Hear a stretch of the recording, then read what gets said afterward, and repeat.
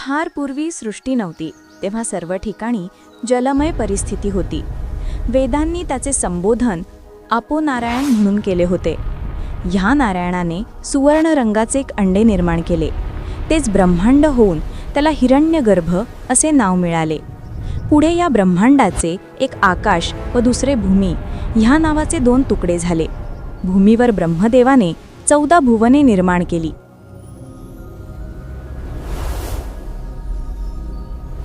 सृष्टी रचताना ब्रह्माला 7 पुत्र झाले. त्यांना ब्रह्मपुत्र असे म्हणतात. त्या 7 पुत्रांमधला अत्री हा त्यांच्या वंशाचा मूळ पुरुष झाला. त्या अत्री ऋषींनी पुण्यवान अशा अनसूया नावाच्या कन्येशी विवाह केला. ती खरोखरच रूपवती असून पतिव्रता शिरोमणी होती. तिची ही अविरत पतिभक्ती पाहून सर्व देव भयभीत झाले. स्वर्गातील देव आपले ऐश्वर्य ही पतिव्रता घेईल म्हणून ते मनोमनी चिंता करू लागले. इंद्र त्वरित ब्रह्मा, विष्णू, महेश यांना भेटला व या अनसूयेच्या पतिव्रता संबंधी वर्णन करून त्यांना सांगितले. ही पतिभक्ती कायावाच्या मनाने तर करतेच, शिवाय दारी आलेल्या याचकाला विन्मुख कधीच पाठवित नाही. तिला घाबरून सूर्य आपले तापमान मंद करतो, तर अग्नी शीतल होतो, वायूही घाबरतो व भूमी हिचा शाप नको म्हणून ती सुद्धा तिच्या पायाशी नम्र होते. इंद्राचे हे बोलणे ऐकून ते देव क्रोधित झाले. ही कोण सती स्वतःला एवढी महान पतिव्रता समजते?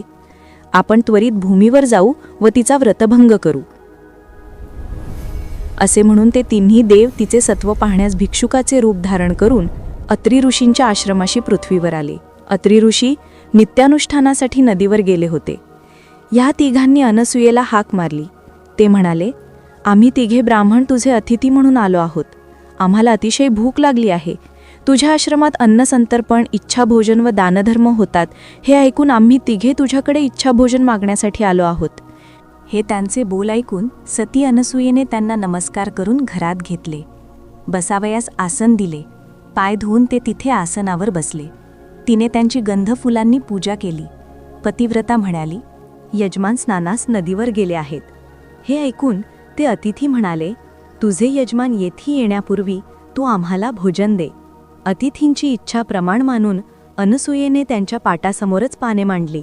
प्रथम तूप वाढले, नंतर ती अजून अन्नपदार्थ घेऊन आली. त्या पानांवर अन्न वाढणार तोच ते म्हणाले, हे सुंदरी, आम्ही तिघेही तुझ्या सौंदर्यावर मुग्ध झालो आहोत. तेव्हा तू त्वरित नग्न होऊन आम्हाला भोजन द्यावे अशी आमची विनंती आहे. नाहीतर